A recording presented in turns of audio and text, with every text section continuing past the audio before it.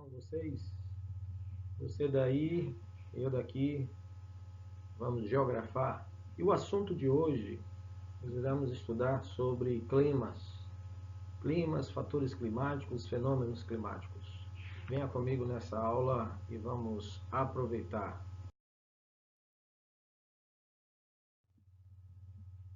Bom, nós vamos começar então a partir do princípio dos movimentos que a Terra executa. Justamente porque durante esse processo de movimentação do nosso planeta, nós temos a posição diferenciada em alguns momentos durante essas 23 horas, 56 minutos e 4 segundos, em relação ao posicionamento da Terra ao Sol. Essa posição em relação ao Sol também vai justificar a variação das temperaturas, a variação das pressões atmosféricas e, consequentemente, afetando todos os fenômenos, todos os fatores climáticos. Nós estamos vendo aí em animação como é que se dá justamente a variação da temperatura do nosso planeta, de acordo com os meses do ano no movimento de translação, onde nós temos áreas que recebem maior intensidade de radiação de calor e períodos que existe uma redução da concentração desse calor. A gente chama isso em geografia de equinócio e solstício, as posições diferentes que a Terra detém durante o movimento de translação.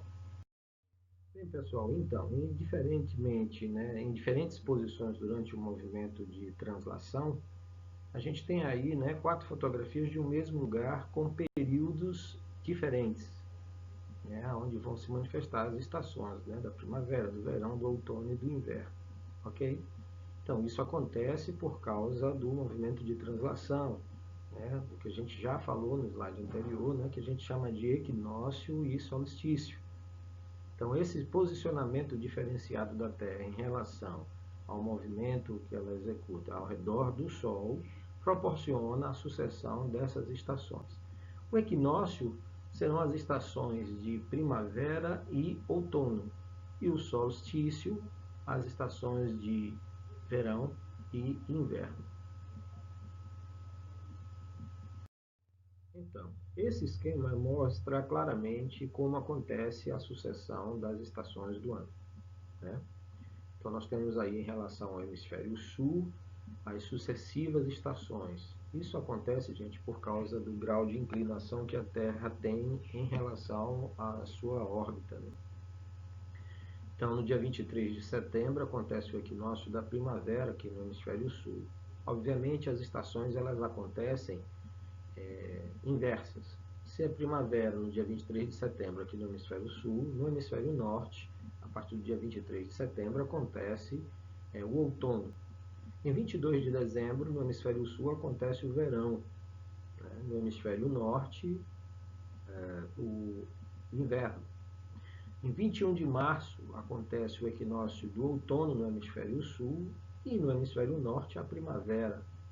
E no dia 22 de junho acontece o solstício de inverno no hemisfério sul e no hemisfério norte o verão.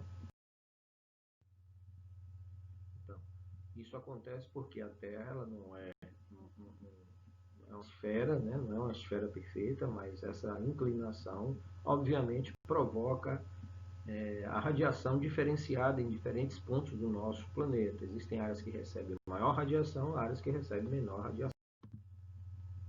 Então, esse quadro é interessante, que mostra, inclusive, o posicionamento do Sol em relação ao período anual. Vocês estão vendo aí 12 traços que correspondem exatamente aos 12 meses do ano. Então, o Sol ele vai aparecer em pontos diferentes. Pode observar. Isso acontece justamente por causa do movimento que a Terra executa, a sua órbita, na sua órbita durante o movimento em redor do Sol. Então, a inclinação também da Terra nos dá também essa explicação, porque existem hemisférios que recebem maior radiação solar que outros. Observe aí agora no hemisfério sul, né? Durante o equinócio de verão, a partir de dezembro, observe que o hemisfério sul recebe maior radiação solar. Observemos aí agora, né, uma das esferas do nosso planeta, que a gente chama de atmosfera. Essa camada, a atmosfera, ela é formada por gases que envolvem o nosso planeta. São essas as camadas da atmosfera, né? Eu gosto de comparar sempre como se fosse assim uma casca de cebola, né? Cada casca dessa atmosfera, né, corresponderia então às cascas de cebola. A troposfera, né, que é a camada mais próxima da superfície da Terra, onde acontecem os fenômenos meteorológicos, tá? É a mais importante porque tem a concentração maior de oxigênio. Depois nós temos a estratosfera, que é popularmente conhecida como camada de ozônio, pela grande concentração desse gás, que tem uma função fenomenal de filtrar os raios solares, a mesosfera, a termosfera e a exosfera, né? Então, a principal função da atmosfera é proteger o nosso planeta contra a radiação ultravioleta, tá certo? E também a chegada no nosso planeta de alguns asteroides, meteoritos, né?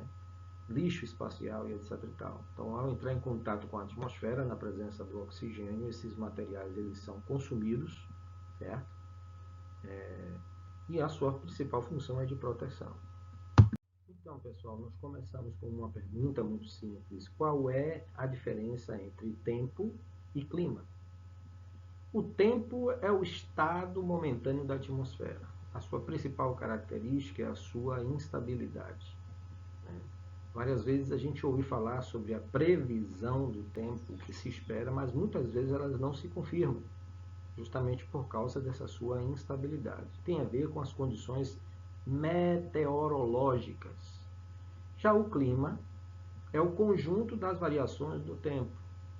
Segundo os cientistas, para se afirmar que tipo de clima se faz em uma determinada área, são necessários, no mínimo, 30 anos de observação. Os elementos climáticos, né? Se a gente for observar, né, a radiação solar, a temperatura do ar, a umidade do ar, a pressão atmosférica, a velocidade e a direção dos ventos, a precipitação. Na verdade, todos esses elementos eles estão em harmonia, contribuindo para a manifestação dos diferentes tipos de clima. Quais são os fatores que controlam o clima, né? Esses fatores eles estão presentes e interferem diretamente no clima. São eles a latitude, a altitude, a continentalidade e a maritimidade, ou seja, a proximidade ou a distância em relação aos oceanos, os tipos de correntes oceânicas, frias ou quentes, e a radiação solar, que tem a ver com a variação aí entre o dia e a noite. A latitude ela é medida a partir do Equador. Quanto mais próximo da região equatorial, mais quente. Vocês estão vendo aí no slide, nessa cor mais rosa. Quanto mais distante do Equador, nós vamos atingir áreas com variações de temperaturas mais frias, né? Nos aproximando das regiões polares. Então, quanto maior for a latitude, menor será a temperatura. São grandezas inversamente proporcionais. Então, aí no esquema, a gente vê e percebe por que as variações de temperaturas acontecem assim, mais quentes próximos ao Equador, representado aí com a latitude 0 grau, e menor nas regiões polares, acima de 60. A perpendicularidade, né, da radiação solar no Equador forma um ângulo de 90 graus, ela atinge com maior intensidade. Já nas regiões polares, à medida que a gente se afasta aí do Equador, essa radiação ela vai se tornando menor, né, dada a sua obliquidade. Então, a gente vai perceber que justamente por conta disso nós vamos ter no nosso planeta Terra uma variação na distribuição da temperatura de acordo com o grau de variação latitudinal. Então, aí nós temos aqui, por exemplo, no Brasil, essas 4 cidades, só para a gente perceber como essas variações de temperatura são presentes, provocadas pela latitude. Então, nós temos aí Macapá, lá no Amapá, né, na parte mais superior aí em cima.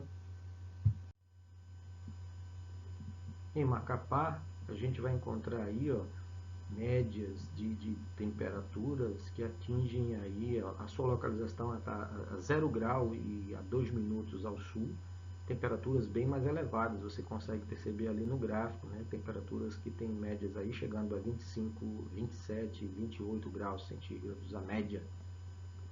Depois nós temos uma outra cidade representada com a linha pontilhada, que é a cidade de Rio Branco, no Acre, localizada a 9 graus e 58 minutos ao sul. Tem temperaturas também altas, mas não tão altas como a cidade de Macapá. Em verde, no tracejado, a gente vai encontrar aí a cidade de Bambuí, em Minas Gerais, localizada a 20 graus ao sul. A gente já vai perceber que existe aí, principalmente nos meses de junho e julho, que corresponde ao inverno, uma variação de temperatura em relação aos outros meses mais quentes, bem mais baixa. E por fim, Santa Vitória de Paula, no Rio Grande do Sul, né, onde a gente vai localizada aí a 33 graus e 31 minutos ao sul, com uma variação de temperatura mais baixa entre as 4 cidades analisadas. A altitude também é um fator que interfere na temperatura, né? A gente percebe que quanto mais baixa for a altitude, maior será a temperatura. E o inverso, né? Quanto maior a altitude, menor será a temperatura. Da mesma forma que a latitude, a altitude também apresentam grandezas inversamente proporcionais.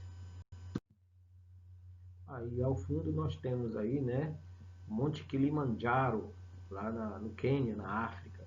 A gente vê duas paisagens bem distintas, né? A savana africana, com a predominância aí de uma temperatura bem mais quente, e ao fundo, o Monte Kilimanjaro, nas alturas aí, a gente vai encontrar, inclusive, a formação de geleiras, né? Formação de geleiras. Interessante a situação da variação da altimetria na temperatura, né? Nós temos aí a cidade de Campos do Jordão e a cidade de São Paulo, né? São Paulo. Campos do Jordão está a 1.600 metros de altitude, né, onde a gente vai ter aí a temperatura às 8 horas da manhã, 11 graus centígrados, a mínima 7 graus e a máxima 11 graus. Né? Já em São Paulo, que se encontra a 800 metros de altitude, às 8 horas da manhã a temperatura é de 15 graus centígrados, a mínima registrada 13 graus e a máxima 24 graus. Aí a gente percebe como a altitude também interfere na temperatura, certo? Na temperatura. A continentalidade e a maritimidade, os dois exemplos que estão aí no quadro são muito fáceis de se entender. Nós temos aí a cidade de Cuiabá, que se encontra localizada ali na região centro-oeste, né? E Salvador, que é uma cidade litorânea, uma cidade beira-mar, né? Então aí a gente vai perceber como é que se dá a variação entre essas duas cidades. A linha azul corresponde à cidade de Cuiabá. Tá vendo aí, ó? As médias de temperatura, quando chega no mês de julho, agosto, né, tem um pico bem elevado de temperatura. Já Salvador, pela proximidade em relação ao mar, a gente vai encontrar uma temperatura mais estável, né, sem muitas variações. A gente não percebe, por exemplo, nas as cidades que estão beira-mar, né, uma grande variação que a gente chama de amplitude térmica. A gente não percebe. Por quê? Por que isso não acontece? Por causa do mar. O mar é um grande regulador da temperatura. Então, essa amplitude térmica ela vai mostrar justamente a variação, a diferença entre a temperatura máxima e a mínima durante o dia. Então, a gente tem aí, ó, temperatura máxima 30 graus, a mínima 10 graus. Qual foi a amplitude térmica? 20 graus. É só subtrair a máxima da mínima. No segundo quadro, a gente tem 30 graus a máxima e 20 graus a mínima. Qual a amplitude térmica? 30 menos 20, 10. Bom, essa variação das temperaturas entre o oceano e também o continente provoca alguns ventos que a gente chama de ventos constantes, né? Que são as brisas marítimas e as brisas terrestres. que também vocês podem encontrar com outros nomes, né? Brisa diurna e brisa noturna, certo? Isso acontece justamente por causa da variação da pressão atmosférica durante o dia e a noite. Então, a pressão atmosférica é a força que o ar exerce sobre a superfície terrestre, né? A altitude e a temperatura são influenciadas com a variação da pressão atmosférica, certo? Os ventos, portanto, que a gente chama popularmente, né, de o ar em movimento, né, eles são provenientes dessa variação entre a alta e a baixa pressão atmosférica, né? A alta pressão e a baixa pressão. Então, isso vai formar áreas ciclonais e áreas anticiclonais, certo?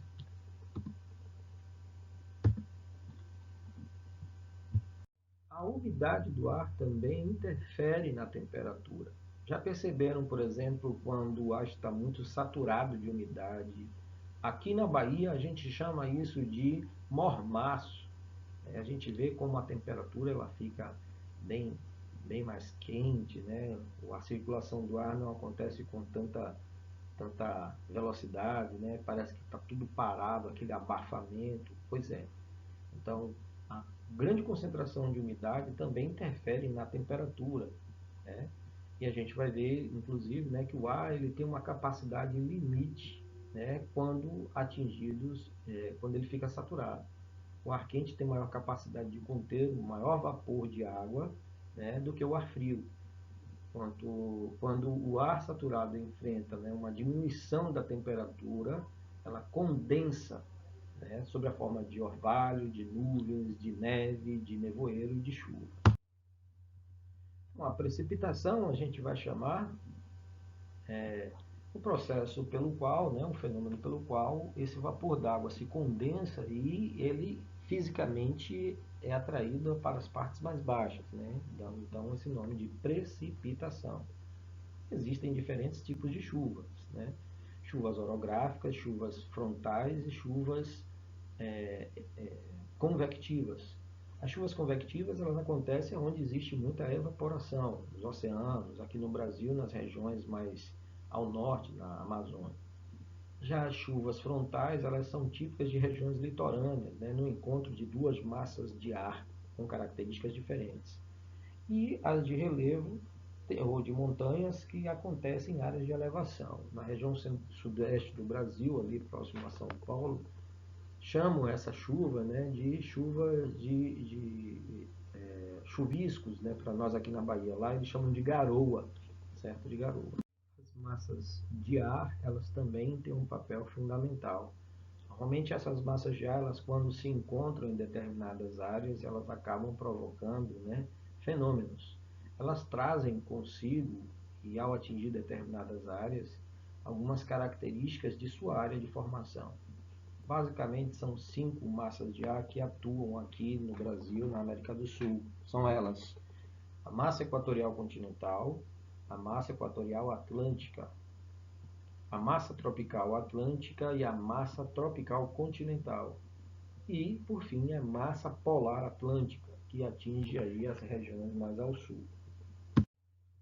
Então, aí nós temos essas áreas de formação, né, dos chamados zonas de convergência, aonde os ventos eles se encontram.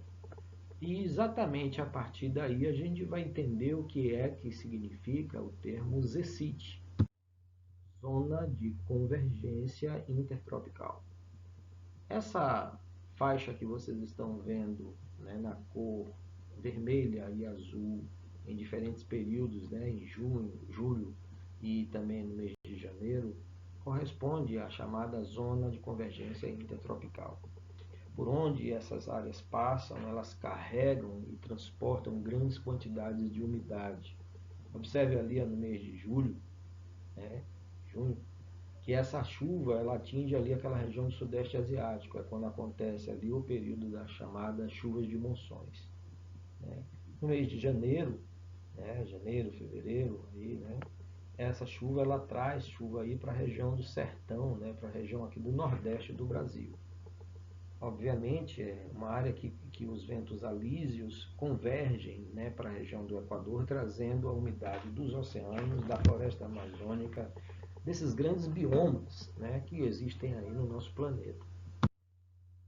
Então, agora falando sobre os climas do Brasil, são basicamente 6 tipos climáticos. Nós temos aí, número 1, o clima equatorial, número 2, o clima tropical, propriamente dito, né, também conhecido como tropical continental. O número 3, nós temos o tropical de altitude, naquelas regiões serranas ali de Minas Gerais, São Paulo, Rio de Janeiro e tal, também chegando ali ao Espírito Santo. Número 4, nós temos o tropical atlântico úmido, ou tropical úmido, né, que a gente vai encontrar aqui na cidade de Salvador, no litoral. Em 5, nós vamos encontrar o clima semiárido, típico aí da região do sertão, né, sertão nordestino. E o 6, o subtropical, que é, entre os 6 climas brasileiros, o único que vai apresentar as 4 estações do ano bem definidas. Então, como nós falamos sobre as massas de ar, são 5 elas. Então, temos aí cada uma delas. A massa equatorial continental, certo? Que é quente e úmida. E a massa tropical continental, que também é considerada, quente e seca. Ela, inclusive, se forma numa das áreas mais áridas do mundo, né? Ali no deserto do Atacama, né? A massa equatorial atlântica, que se forma sobre o Oceano Atlântico e também é quente e úmida. A massa tropical atlântica, que se forma no Oceano Atlântico, responsável pela formação de tempestades tropicais ali na região do Rio de Janeiro, São Paulo, também no Espírito Santo, né? E a massa polar atlântica, que ela é fria e úmida, né? E no inverno provoca, além do frio, né, chuva no sul e sudeste. Aqui no Nordeste, é o período que corresponde na chegada das passagens, né, das chamadas frentes frias, né? E que no sul do Brasil, além das chuvas, provoca também geada, granizo e também, em alguns raros incidentes, né, a neve. Então aí nós temos a posição de algumas delas, né? A massa equatorial atlântica, que atinge aí aquela região mais ao norte, ali perto do litoral do Nordeste. A massa equatorial continental, ela se forma ali sobre a bacia amazônica e provoca chuvas, né, na região norte, e conseguindo inclusive provocar chuvas aí na região do sertão nordestino. Observe que ela chega aí até atingir o estado da Bahia, né, o estado do Maranhão também, do Piauí. A massa tropical atlântica, ela é mais litorânea ali, né, chegando a provocar aquelas chuvas, né, no litoral brasileiro. Ela atua o ano inteiro, a massa tropical atlântica, né?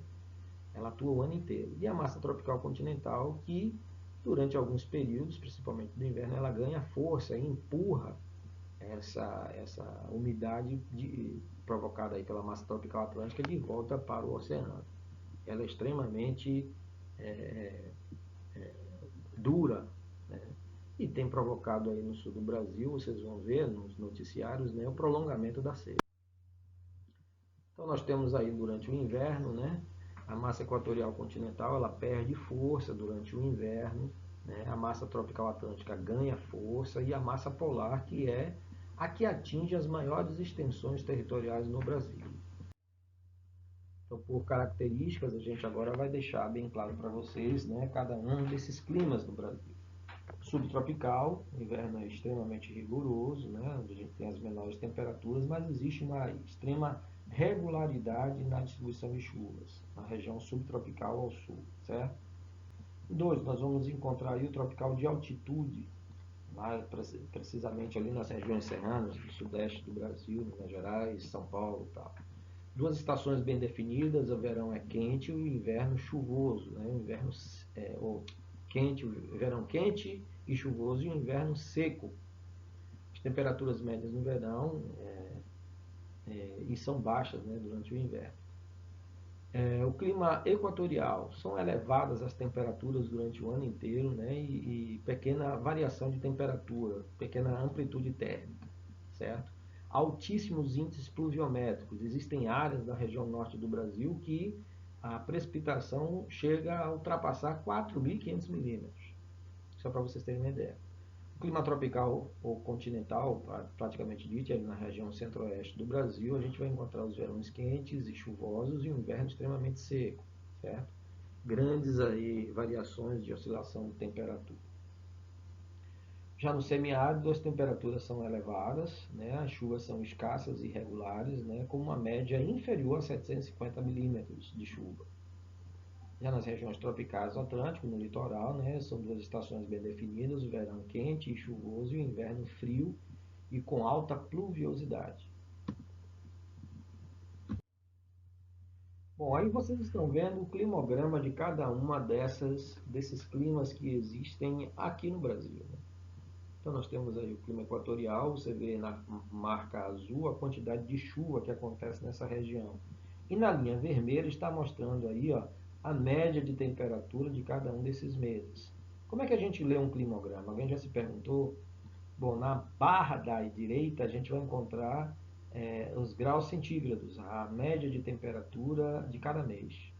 Na barra da esquerda, a gente vai encontrar a quantidade de volume de chuvas em milímetros de cada mês, certo? Que é marcada por cada uma dessas colunas em azul.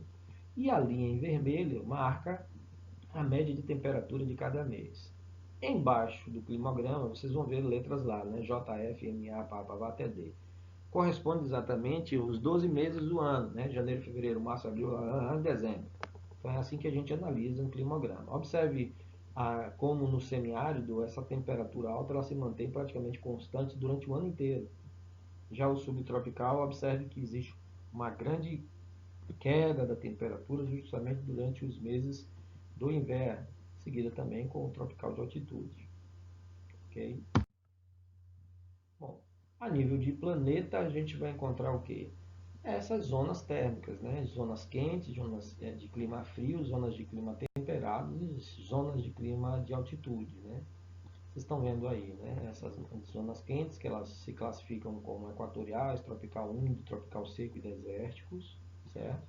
Os climas frios, polar, subártico, desértico e continental, certo? Os climas temperados, continental, marítimo, oceânico, né? Subtropical úmido, mediterrâneo, e o clima de altitude, né? Das grandes variações dos dobramentos modernos. Os climas polares, eles se caracterizam, né, com um frio bastante intenso, né, durante a maior parte do ano, né, onde a gente vai encontrar aí uma grande variação, né, que chega de duração do dia e da noite. Em alguns lugares, por exemplo, acontece o chamado sol da meia-noite. O sol se põe à meia-noite. É o dia mais longo e a noite mais curta. Os temperados, né, que apresentam as 4 estações bem definidas. Nós temos aqui no Brasil um exemplo de clima temperado somente ali nos estados do sul do Brasil. Né? Os mediterrâneos, que são os verões quentes e secos, e invernos amenos e chuvosos, né, durante o período aí do outono e do inverno. Os tropicais, basicamente, mantido aí como quentes durante o ano inteiro, com 2 estações, né, verão e inverno, verão chuvoso e inverno seco. Os equatoriais se caracterizam por chuvas abundantes durante o ano inteiro e altas temperaturas. Subtropicais, né, nas médias latitudes, com as 4 estações bem definidas. Os áridos, pela falta de pluviosidade, né, elevadas amplitudes térmicas diárias, né, com chuvas inferiores a 250 milímetros. E os semiáridos, que são climas de transição, né, chuvas escassas, irregulares, encontrando-se tanto nas regiões tropicais como nas zonas temperadas. Bom, aí a gente vai falar agora sobre as correntes marítimas. Por quê? Porque hoje tem sido muito estudado sobre elas, né? A partir do momento que se descobriu, né, alguns fenômenos que agem de forma bastante forte, né, nos estudos climáticos. A gente está falando aí sobre o El Niño e a Laninha, né, que foram estudos observando os movimentos das correntes marítimas que se alternaram, né, que se modificaram ao longo do tempo. Então, o El Niño e a Laninha, elas são alterações das correntes marítimas, né, observadas tanto no Oceano Atlântico como também no Oceano Pacífico. Aqui no Brasil, quando o El Niño ele se manifesta, ele provoca longos períodos de estiagem. Laninha, quando se manifesta aqui no Brasil, ela ela traz consigo, né, violentas tempestades tropicais, né, principalmente aqui nos estados da região Nordeste, mas na região Sul elas são seguidas aí por secas prolongadas. Então aí a gente está vendo, né, imagens de satélite, né, de como acontece as frentes. Aí, no caso, uma frente fria. Você está vendo que o ar frio ele está invadindo o Brasil aí de sul em direção ao norte, né? E ao chegar nessas regiões de ar quente com muita umidade, elas provocam violentas pancadas de chuva. É muita chuva, gente. Nós já tivemos aqui em Salvador períodos de 12 dias de chuvas ininterruptas, chovendo todos os dias, né, provocados pelas frentes frias. Nós estamos atualmente, né, no mês de julho e agosto, melhor dizendo, que são os períodos de maior chuva aqui em Salvador, né? Risco de deslizamento, desabamento, né, soterramento, que infelizmente a nossa cidade não carece dessa infraestrutura. Bom, aí nós estamos vendo, né, como a densidade demográfica ela é um fator que também interfere, né, nas chamadas ilhas de calor, porque quando o homem ele se ocupa de uma determinada área, ele acelera o processo de destruição das áreas verdes. E quanto menor a concentração de áreas verdes em áreas, maior será o calor. Né? A gente chama isso de ilhas de calor. A concentração também, né, de poluentes no ar também podem provocar o que a gente chama de inversão térmica. Né? Isso, quando ocorre, é extremamente prejudicial, porque a concentração de poluição fica mantida em maior quantidade ali próximo ao solo, o que aumenta os riscos de doenças respiratórias, né, de alergias, etc. E tal. Bom, aí o clima de monções que a gente está vendo, né, o período, né, do verão é quando atinge essa região aí do Himalaia, né, da região da península da Indochina, né, do Sudeste Asiático, provocando chuvas. Já durante o inverno, essas chuvas elas se concentram ali mais próximo no oceano, no mar Mediterrâneo. Né. Essas chuvas são importantíssimas para a subsistência desses povos que vivem nessas áreas, né, porque eles usam justamente a chuva para acumular a água em tanques, né, em diques, para se fazer o plantio do arroz, que é um dos cereais básicos da alimentação desses povos do Sudeste Asiático. E por fim, gente, a gente vai falar aí um pouquinho sobre o aquecimento global, né? Que existem ações naturais e ações antrópicas que aumentam e intensificam, né, as variações de gases, estufas na atmosfera, provocando dessa forma um aquecimento global. Em algumas áreas acontece o aquecimento, né, e durante os meses mais frios, um resfriamento gravíssimo, com temperaturas extremamente baixas. Né? No norte, na Europa, durante os períodos do verão, as temperaturas são altíssimas, né, que compromete e coloca em risco, inclusive, a vida de pessoas de idade avançada. Né? São chamadas ondas de calor, que acabam sendo seguidas, né, por incêndios, etc. E tal. Já durante os invernos, a gente percebe isso mais aí nos Estados Unidos e no Canadá, com consequência do aquecimento global, nevascas extremamente fortes, né, que também sucumbe a vida de muitas pessoas. É isso aí. Para hoje, essa degustação sobre climatologia, certo? Bons estudos, se preparem, lembre-se bem, né? Sem esforço não há vitória e devemos depositar as nossas expectativas naquele que nos provê tudo. Tchau, tchau, até a próxima aula.